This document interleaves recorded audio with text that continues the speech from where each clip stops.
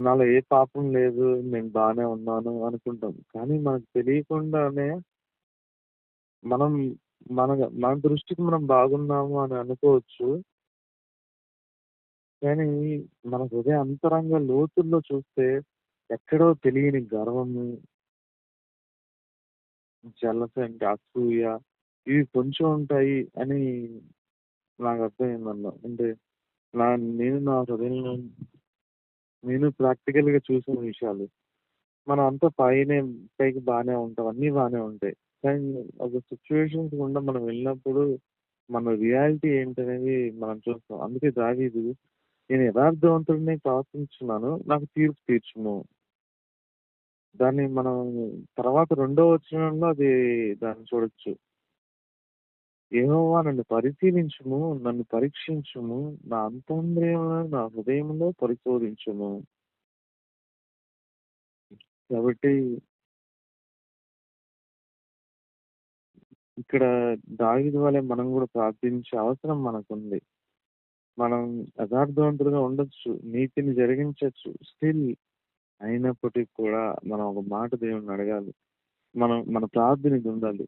And lord see my heart. నా హృదయాన్ని చూడు. నన్ను పరిశీలించు. నిన్ నన్ను పరీక్షించుము. నా అంతరంద్రియములో, నా హృదయంలో పరిశోధించుము అనే ప్రార్థన మన జీవితాల్లో ఉండాలి. అప్పుడు అప్పుడు దేవుడు మనకు నిజంగా ఆ వెలుగునిస్తాడు. ఒకవేళ మనం చూడలేని ఏ చీకటున్నా మన హృదయాల్లో వెలుగుని మనకి దేవుడు ఇవ్వగలడు. తర్వాత ఈ మొదటి వచనంలోనే సెకండ్ పార్ట్ నన్ను చాలా ఎంకరేజ్ చేసింది. ఏమియు సందేహంతో ఏమియు సందేహపడకుండా యెహోవా యందు నేను నమ్మిక ఉంచుచున్నాను. ఆమేన్. కాబట్టి రియల్లీ ఈ ఈ మాట తెలుగులో నాకు మంచిగా బాగా అనిపించింది. ఏమియు సందేహపడకుండా యెహోవా యందు నేను నమ్మిక ఉంచుచున్నాను. Great faith. యాహ్!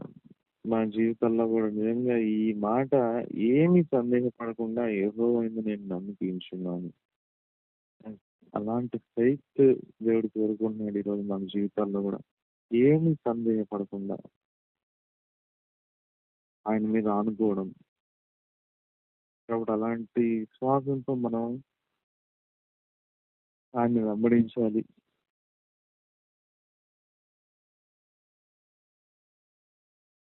ఇక్కడ తర్వాత మనం చూస్తే మూడో వచనం. నీ కృప నా కనుల ఎదుట నిలుచుకొని ఉన్నాను. నీ సత్యమును అనుసరించి నడుచుకొనుచున్నాను. దావీదు ఆ దినం నీ కృప నా కనుల ఎదుట నిలుచుకొనుచున్నాను. నీ సత్యమును అనుసరించి నడుచుకొనుచున్నాను. దావీదు ఆ రోజు పలికిన మాటలు మనం చూడొచ్చు ఇక్కడ. కానీ ఈ రోజు మనకి కృపా సత్యం ఎవరంటే యేసు ప్రభువే.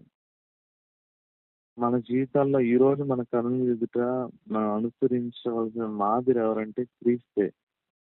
ఎందుకంటే ఆయనే వాక్యమైన దేవుడు శరీరధారిగా ఈ భూమి మీదకి కృపా సత్య సంపూర్ణుడిగా మన మధ్య ఆయన నివసించును. కాబట్టి యోహాను సువార్తలో ఆ మాటలుంటాయి. ఈ రోజు మనం మన కనుల ఎదుట మనం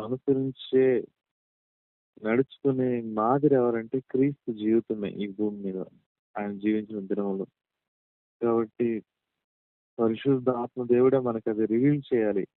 క్రీస్తుని అనుసరించి నడుచుకునే విషయంలో క్రీస్తు ఎలా ఏ ఏ ఏ విధంగా జీవించాడు అనే విషయాలను మనకి పరిశుద్ధాత్మ రివీల్ చేయాలి మన హృదయంలో. తర్వాత నాలుగో వచనం కూడా పనికిమాలిన వారితో నేను సాంగత్యం చేయను. వేషధారులతో పొందు చేయను. దుష్టుల సంఘము నాకు అసహ్యము. భక్తిహీనులతో సాంగత్యము చేయను. కాబట్టి మనం ఇక్కడ పాపాన్ని మనం ద్వేషించాలి. మనం కూడా ఆ మన ఆత్మీయతను దిగజార్చే ఏ ఎలాంటి సావాసమైనా మనం గూడా ఈ మెలకువ కలిగి ఉండాలి అనేది నాకు అర్థమైంది. మనం మనిషిని మనం ప్రేమించాలి. కానీ ఆ క్రియల్ని మనం ద్వేషించాలి. ఒకవేళ వారిలో ఉన్న వేషధారణ ఉంటే మనం వాళ్ళని ప్రేమతో వారికి సత్యం చెప్పొచ్చు. ఆ వేషధారణ, వారి మాటలు మనల్ని, ఎందుకంటే ఒక మంచి దుష్ట సాంగత్యం ఎప్పుడు కూడా మంచి నడవడికను పాడు చేస్తది. ఎంత క్లియర్‌గా బైబిల్‌లో ఉంది. కాబట్టి మనం ఆ విషయాల్లో ఎంతో జాగ్రత్తగా ఉండాలి. యేసు ప్రభువారే ఎగ్జాంపుల్ మనకి. పరిచయంతో ఆయన ఎప్పుడూ వారిలో ఉన్న ఆ స్థితిని ఆయన చూసాడు. వాళ్ళలో ఉన్న వేషధారణ, వారిలో ఉన్న ప్రైడ్ ఇవన్నీ చూసారు యేసు ప్రభువు. కానీ వారిని ప్రేమించారు. వాళ్ళలో ఉన్న స్థితిని ఆయన ద్వేషించారు. ఆ సిన్ ఏదైతే ఉందో వేషధారణని.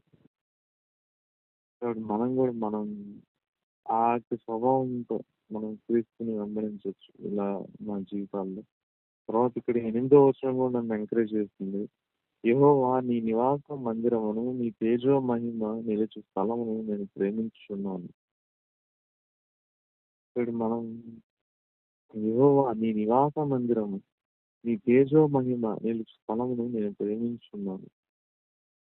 కాబట్టి ఆ ప్రెజెన్స్, ఆ దేవుని యొక్క సన్నిధిని మనం కూడా ప్రేమించేవారుగా ఉండాలి. ఈరోజు ఆయన నివాస మందిరమును, నీ తేజో మహిమ నిలుచు స్థలమును నేను ప్రేమించుచున్నాను. మనం దాన్ని ఈ భూమి మీద మనం చూడొచ్చు. ఎక్కడైతే ఇద్దరు ముగ్గురు ఆయన నామమున కూడి ఉంటారో వారి మధ్య ఆయన ఉంటారు. ఆయన ప్రెజెన్స్. సో, ఆ ఇద్దరు ముగ్గురు ఏక మనస్సు కలిగి ఉన్న వారి మధ్య ఆయన సన్నిధి ఉంటది. ఆయన నివాస మందిరం. ఆ ప్రెజెన్స్ అనేది మనం చూడొచ్చు. కాబట్టి మనం ఏక మనసు కలిగి ఉండడానికి మనం ప్రయాసపడాలి. ఆ ప్రేమ మనం, ఆయన ప్రెజెన్స్‌ని మనం కోరుకునేవారిగా ఉండాలి అనేది నాకు అనిపించిందది. మనం అంటే మనలో ఎటువంటి